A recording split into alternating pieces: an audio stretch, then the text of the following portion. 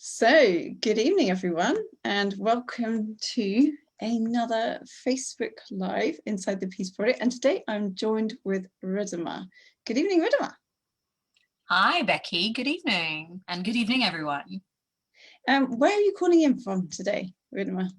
So I'm calling in from London. I live in London, West London, Acton, next to Acton Park. Very good. And how's the whole lockdown experience been for you as a Londoner? Mental is the short way of putting it, but I think it's just been a roller coaster ride, no, for everyone. It started with, not knowing what this is and the lockdown being something that I think everyone expected to end really quick. No one probably imagined it's going to be a year in and we're still into lockdown number X. So I think it's been up and down, up and down. And I think it's actually, in some ways, it's brought me even more internal than I was already starting to go on my journey. So goods and bads. And, yeah, in some way, I was talking to someone this morning and we were both thinking, we've learned so much as human beings, I think, through the whole lockdown process. And so in some way, even when we do go back, we really hope that, I really hope we don't really go back into that need to be busy as we were before. So. Absolutely. So you and I know each other through the work with the horses. You have had, for me, you've had a fascinating life because you weren't born in London or the UK, were you? No, I was born in India, spent the first 20 years of my life in India, and left to study in the Netherlands. Fascinated I was by the Dutch culture and the Dutch sense of adventurism. And so after I left, and that was 20 years ago, so that gives away my age a little bit. But yeah, for the last 20 years, it's been wanderlust for me. So a little bit in the Netherlands, then spent a year in Paris, then went back to India working for a company called Alcatel-Lucent. I traveled with them, lived in the Middle East and Africa, so spent a couple of years in Cairo. Then back to France for about 5 years, and then I moved to London in 2015. So I've been here 6 years now. Settled. Hope we get to keep you. Do. And so, yeah, so as I said, we met through the work with the horses. But you have a really interesting story about how you even got into that work, didn't you? Yes. Please share. So I think somewhere the work was always calling me. I remember in 2015 when I was doing my coach training, and part of that credentialing for the International Coach Federation is like this long paper that you write at the end of the training. And one of the pieces of that is, what do you aspire in the future? And I remember this idea of combining coaching with horses, but I didn't know at that time that it existed and that there's people like you and the community that we know now and that are part of existed even. So somewhere it was always at the back of my mind. I didn't really do much with it because I was very deeply entrenched into my career within the corporate world at that time. I then moved to London, joined another company, and then that 2 years for me was quite an eye opener. It challenged me in ways that it had never challenged me. I burnt out, which in itself was a gift in life for me. And so at that point, I remember my husband asking me, what'll make you happy right now? Is it going back to the job? Is it, what'll make you happy? And the first thing that came to mind was horses. And he said, okay, and so what about horses? And I said, wow, it would be quite amazing if I could combine horses with my coaching work. And he said, well, does that exist? And I was like, I don't know. So I Google and I'm like, horses, leadership, and guess who pops up? A2O coaching. And I'm like, okay, it exists. So here I am writing to our dear friend, David Harris, on his website saying, I love what you do. I want to do exactly what you do. And he writes back a couple of days later saying, okay, come see me. And that was it. I resigned from my job a few weeks later and started my journey with horses. And, you know, at the same time that I was starting my journey with training as a horse assisted educator with David, I also at the same time started just volunteering, you know, at the Holistic Horse and Pony Center with Wendy Price. And around the same time, found Bill, you know, by magic, we found each other. So I think in parallel, you know, I was training, horses came into my life, I came into their life, and it all just made sense in that 1 year. So yeah, that's how it all started for me. So when you were 20 years old and you were leaving India, did you ever think you would end up, and Bill's a horse, isn't he? Yeah. Yeah. And did you ever think you would end up owning a horse? Never. So tell us a little bit about Bill, because you've had quite a relationship with him, and there's something that was really defining that has also happened during your time with Bill. Yeah. Yeah. So I first saw him at the farm of a friend of mine. You know, so Lou and I trained together with David, and we got along really well. And we said, you know, maybe there's a partnership there because I don't have horses. She had horses, and she wanted to partner with me because I had a coaching background. And we said, you know, maybe we can do something together. So she says, yeah, come up to the farm, and you know, I'll show you the place. And so I go up all excited. I spend the night there, and then the next morning, you know, we're walking around, she's showing me the farm, and I see this red horse just galloping up and down a paddock on his own. And, you know, I said, who's that horse? And she said, well, that's Bill. You know, he belongs to a friend of mine who is not able to keep him. So he's loaned him out to someone, but they are looking now to loan him to someone else. They can't keep him. I was like, okay, interesting. I said, so can I go and see him? She said, yeah, sure. So I went over to him, and it was a little bit scary because he was really quite, you know, high energy and, you know, galloping up and down. And I could see he was a little distressed as well. I guess because there was no other horse in the paddocks around him then. I opened the gate. So he comes literally zooming up to me. And I was like, okay, what do I do then? So I just held my hand up, you know, and he just stopped. I was like, okay, that's interesting. So I kind of pushed him back and he goes backwards. And then I'm like, okay, that's interesting. Then I walk backwards and he comes behind. So that ended up being like, we just ended up, you know, dancing, I think, chasing each other and playing in the field that day. And I'd never, ever had that interaction with a horse. And I think later on, I learned quite a lot of things from that interaction. You know, one that there was a moment where I was afraid when he came up to me, and I really had to choose to stand my ground and, you know, be the leader in that moment and overcome that fear and choose courage over fear for my love for the moment, you know. And I think that was a big lesson that he taught me just in that first interaction. And so next day I was like, okay, can I have him? And she said, yeah, sure, I'll speak to Dougie, and you know, we can and see what happens. And 3.5 years later, here we are. He's still very much with me and teaching me. And then, so you moved him to Wendy's yard. I did. With the other horses. And then one day something really big happened, didn't it? Yeah, very, very big. So a year and a half after we moved to Surrey, I was trying to ride him. I wasn't riding him yet because I remember that day he would not let me get on him. And I always rode him bareback. I never rode him in a saddle. So it was always bareback and bitless. And he liked that, and I enjoyed that as well. But that particular day, there was something about the day that he would not let me get on him. So I said, okay, I'm going to try in the jump paddock. So I walked him to the jump paddock. There's some grass there. He usually likes riding in there. There's a couple of things we can play with. So I put a chair next to him. I got on, you know, I swung my leg onto him. And just as I got on him, he took a step forward. So instead of landing on his back, I ended up landing on his rump. And he kind of froze and jumped, which made me move.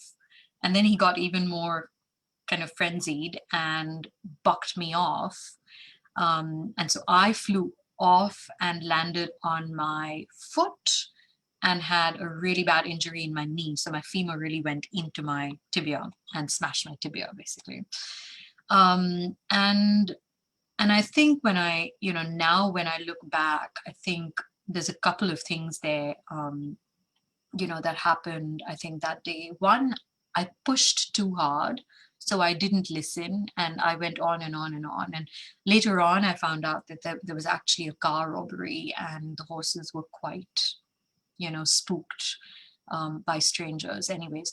But I didn't listen to that day. I didn't listen to that energy. I didn't listen to him. And I kind of just pushed through. And I think, sometimes we think, okay, if you let your horse get away with it once, he'll get away with it again. So we have to keep pushing. But actually, sometimes you just have to stop and listen. And that day actually taught me a lot about relationships and how I show up in relationships. And actually, most importantly, how I show up in my relationship with myself. Because there's been a pattern in life where I've been a toughie, and that served me really well. But I think part of being a toughie was not listening to myself. And in the last couple of years, I've learned that I'm actually a very, very sensitive person. And so through most of my life, I didn't listen to that. I snubbed it every time it showed up. I was always the class clown. Every time I felt like tearing up, I would laugh. And so I think, that experience of that day has really changed a lot for me in life. It's been a very big lesson for me. So that ended up being a pretty serious injury. And I've got a picture here. You ended up in a Ilizarov Frame, is that right? So if I said that correctly? Are you happy with frame, yeah. that picture? Yeah. Tell us about this, because this is certainly a point in my life where you and I got to know each other a little better, because we did some work together, and it was pretty similar. A mutual friend of ours and I all injured our knees at the same time. Tell us about this. I know, right? That was so funny how these things happen. And, I also remember thinking, we're on such similar learning journeys, right? So because of the injury, I had to be in this metal frame. As you can see it, there were pins going through my leg and, the frame around it. And this basically put me into 6 months of not being able to do any work. And I think it was really an opportunity for me to stop and explore what was it that was asking to be listened to within me. So I remember after my burnout in 2017, when I got into the work with horses, I remember it hadn't been very much long after my burnout that I got into the work, and then I started wanting to make it a business. And then when this happened, I remember feeling, wow, the universe really wants me to stop. Last time I had a sign, I didn't stop. I got into working, and now I really don't have a choice. I have to stop. So I stopped for 6 months. And when I did stop, there was a lot of pain, physical pain, but that also brought up a lot of mental and emotional pain. And I remember having a choice at multiple times, a choice in the moment where you can either continue to feel really sorry for yourself in that moment and, get more and more depressed and, go on to that lovely cocktail of opioids and, antidepressants and all of that. Or you can use that to make it work for you and do something else. And that's where, I loved the sessions that I had with you, where you guided me through some very, very body-oriented meditations. And I started using meditation as a process to understand that pain. Why is it showing up? What is it showing up for? And I started realizing there's actually such a big and strong connection between what we experience in our body and our spirit and our mind. And as I started looking at the physical pain, thanks to Mr. Ilizarov, I also started noticing pieces of my mental pain, and most of that pain came from this fact that I had built such a strong armor around my sensitive side throughout my life, which had served me so well. But now that armor had gotten so heavy that that was actually just painful to carry on.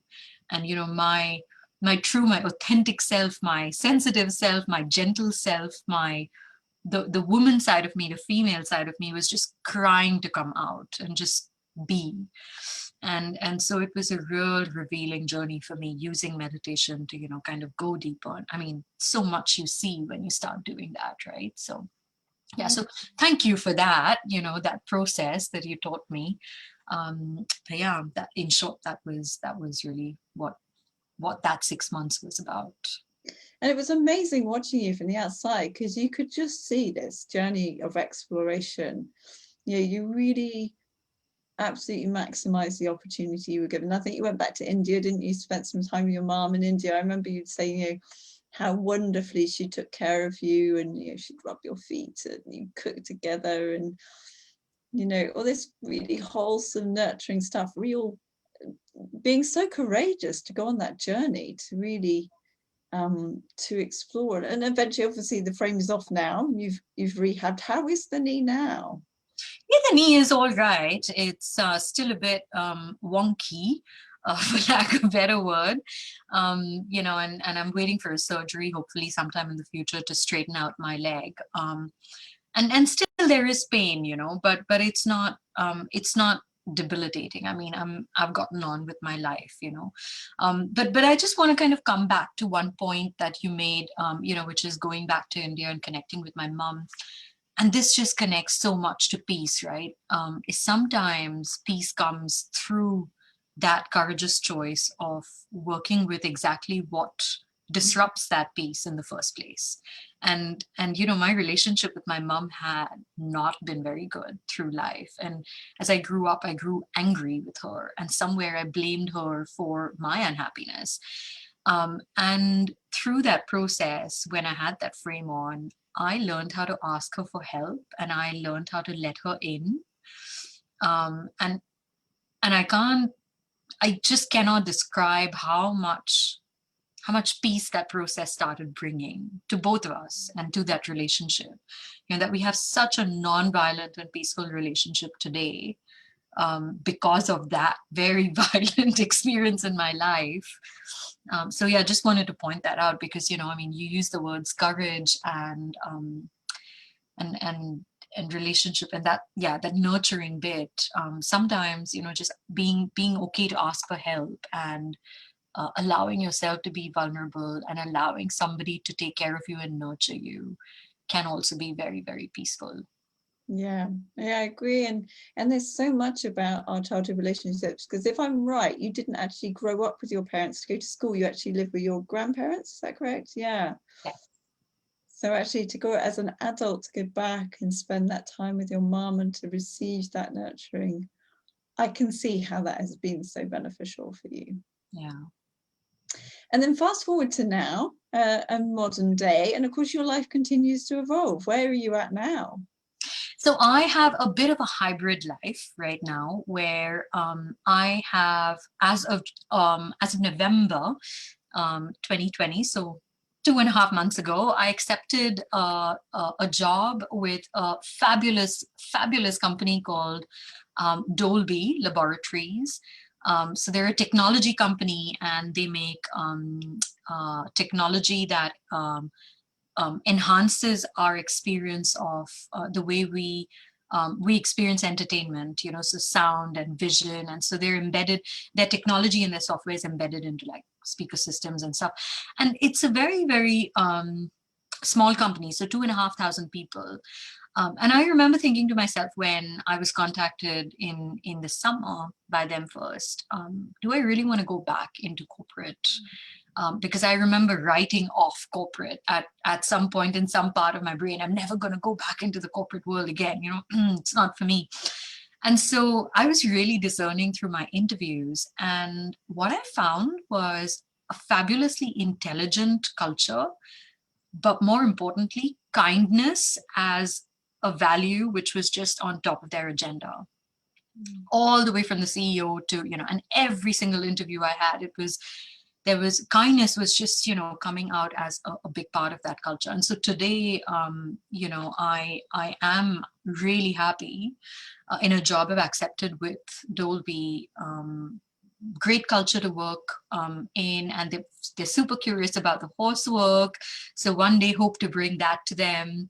But I get to coach a lot. I get to coach teams, leaders, and teach internally. And the best part of it is they've been super open about me wanting to keep my independent coaching practice with horses. So I also have, kind of a couple of handful of clients, not too much, just a few, because I have a couple of days off every few weeks.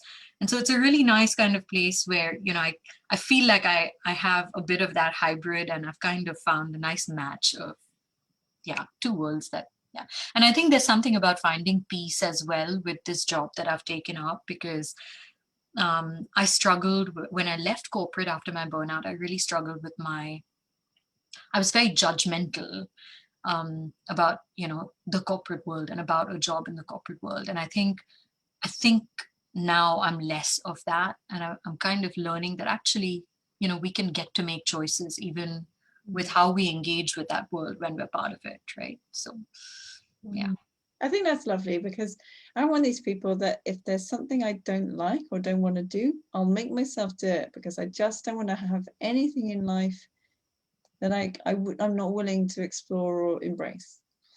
And I think, this idea that we often do write something off, relationships go bad, I'm never going to do that again, and I think it's really healthy to keep an open mind. Yeah, and in writing, we write it off because we think that's going to bring us peace if we run away from something we don't like. But actually, what I realize now is it's just coming to me that actually integrating is what brings peace, right? And sometimes that process of integrating something that is painful or that has been painful, that's kind of, wow, there's so much peace that comes from it. So, yeah. So if you had any advice or a top tip that you would give people that are going through, like, they're really hearing your journey and they've really resonated, what would you say has really helped you on your path? You use the word embrace and explore, and those two words really hit home for me when you said them.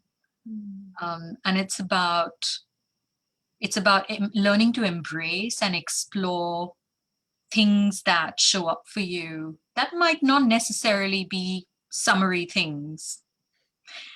And I'm reading a book right now by Catherine May called Wintering. And, she talks about moments in our life where we winter, we pull away from the world, we isolate ourselves. And that's what I have experienced in the last few years. And I would say, lean into that wintering. And when I first had my burnout, instead of leaning into it, I tried to get out of it and make a summer out of a winter. And that's just not nature, and we can do stuff with winter. We can rest and we can hibernate and we can really learn from it. And I think that would be my top tip, is explore and embrace that moment of winter when that comes. And that might come, it doesn't need to be years like it was for me. It can be months, it can be weeks, it can even be a couple of days. We go like this, right? So just embrace it when it comes, and it can even come in moments of a cold emotion. And just ask yourself what that emotion is showing up for you. What's it trying to tell you?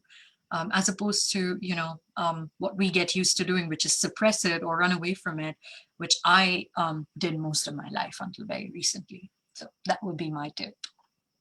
Riddhima, I think you're amazing. You're so inspiring. I just love your energy. You're really bright and bubbly, and I'm just enormously grateful to be able to call you a friend. So thank you for coming on today. I've really enjoyed talking to you and loved hearing your story, actually, in that the fullness of the story. So yes, thank you very, very much. And no doubt see you inside the Peace Project again soon. Yes, cannot wait.